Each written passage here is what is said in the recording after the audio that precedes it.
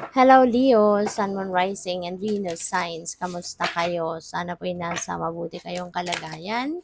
Welcome back po sa Star Tarot at kung bago kayo rito, welcome din po kayo. Please subscribe, like, share my videos, and leave me a comment kung naka-resonate po kayo. Thank you. So, first card ni Leo, we have believe in yourself. All right? Believe in yourself and follow your dreams.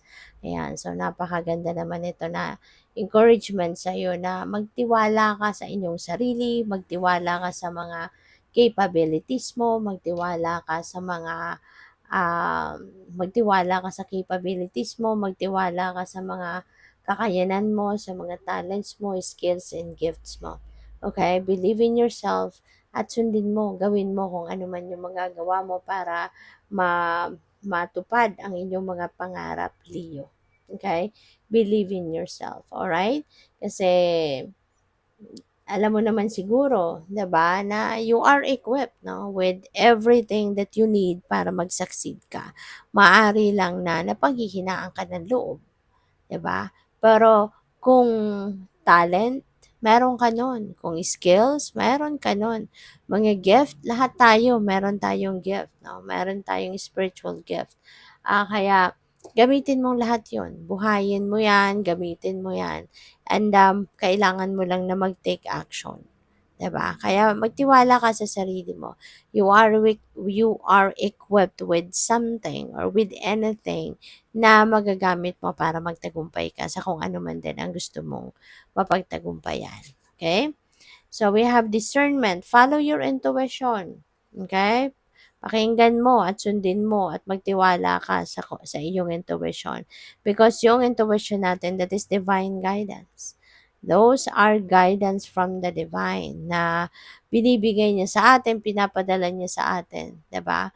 Para matulungan tayo na magawa natin kung ano man ang mga dapat nating gawin. Makita natin yung direksyon na dapat nating puntahan. Okay? So what else? We have surrender your battles. The angels are asking you to hold your peace and surrender the battle to them. Ayan. So, kung meron ka mga kunyari may mga pinoproblema ka, 'di ba? Huwag mo nang problemahin ang problema. Kasi alam mo naman ang problema, so dapat ang iniisip mo solusyon na, 'di ba? O kaya i-surrender mo na lang 'yan sa divine universe, 'di ba? Imbes na isipin ng problema, lift it all up to God, lift it all up to your spirit team, lift it all up, no, to the angels and to the whole ninyo, spirit team, 'di ba? And ask for help, okay? Kasi may mga bagay, no, may mga problema na sa tingin natin ang hirap, nakakapagod na, ang hirap, hindi mo maisip ang gagawin. Then kapag gano'n na hindi mo na kaya, ialay mo na 'yan sa kanila. Ibigay mo na 'yan sa kanila, 'di ba? Pray, mag-pray ka sa kanila, ask for help, ask for guidance, ask for enlightenment and direction. Okay? Huwag mo nang isipin yung problema. Ialay mo na sa kanila yan. And makinig ka na lang, magantay ka. 'Di ba? Kung ano yung mensahe na ibibigay nila sa'yo. How you are going to navigate your situation while you are trusting them or entrusting them your problems. Okay? So, by the way, maraming salamat for subscribing. And if you haven't subscribed yet, subscribe na kayo. And also, maraming salamat din for not skipping the ads. Malaking bagay yan sa akin. And also, please click the join button, no? At sa baba ng video kung gusto niyo na mag-join kayo sa membership. Okay? And, yun pala. So, meron din pala tayong discernment. So, yun, follow your intuition. Kasi nga, um, diyan dinadaan ng divine yung gabay sa atin, 'di ba?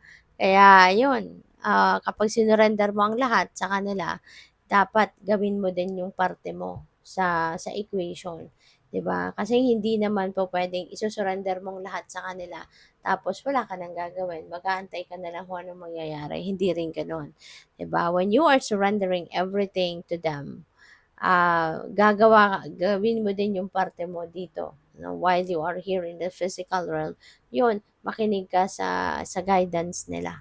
Makinig ka sa kung ano man yung gusto nilang kung ano man ang mga impormasyon or guidance, no, na ipapadala nila sa iyo. And intuitive messages and nudges, that is the most common way, 'di ba, na nagpapadala ng enlightenment, ng direction sa atin and divine universe. And also be aware of your surroundings kasi nagpapadala din, no, yung mga angels natin and si God ng mga omens, no? Signs, symbols, synchronicities, and those are also guidance para sa atin, 'di ba? Kung ano na ang dapat nating gawin. Kaya be also aware of our surroundings. Okay? So what else? We have unicorn, invite serendipity. Ayan, and how you're going to do that. No? Project positivity. Okay? Always project positivity para positibong mga kaganapan ang dadating sa'yo. And siswertehin ka. Diba?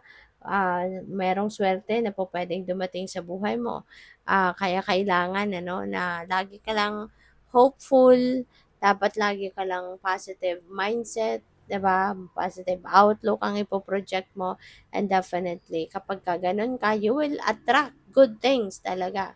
Good circumstances, beautiful circumstances sa buhay mo, solusyon sa problema, swerte sa pera, swerte sa pamilya, sa relationship. Yun, lalapitan ka ng swerte kapag ikaw ay laging hopeful, ikaw ay laging nagpo-project ng positive mindset, 'di ba? You are projecting love, makikita mo ang pagbabago sa takbo ng buhay. Okay? So, enlightenment, pursue spiritual growth. Ayan. So, enlightenment will be yours. Okay, Leo? Malilinawan din ang inyong isipan, magkakaroon ka din ng clarity, ng direction sa buhay. Kaya, yun nga sinasabi ko sa iyo. For you to be able to access, 'di ba? That enlightenment, that guidance, pakinggan mo yung inyong intuition at maging aware ka sa paligid mo, kung ano yung mga signs, symbols, and synchronicities. Pay attention to that. Okay? So, what else? We have good fortune. Invite the magic in. Ayan. So, see? May swerte talagang dadating. Diba? Kaya, yun, magpaka-positibo ka lang, okay? Tanggalin mo na ang kahit anumang pag-aalala, ang ini-stress mo yung sarili mo, let go of that negativity. Okay? Kasi hindi mo maiimbitahan, hindi mo maa-attract yung swerte sa buhay mo, 'di ba? If negative ang nararamdaman mo. 'Di ba? Kung ikaw ay natatakot, ikaw ay nagdadalawang isip, ikaw ay nawawalan ng pag-asa, ikaw ay namomroblema, 'di ba? Problema ng problema, iniisip mo, ay naku, hindi papasok ang swerte sa'yo kapagka ganyan. Alright? Kaya dapat baguhin mo yung takbo ng pag-iisip mo. Make it positive, make it vibrant, 'di ba? At umasa ka for the best possible outcome. Okay? Good luck. Thank you for watching. Love and light. Namaste.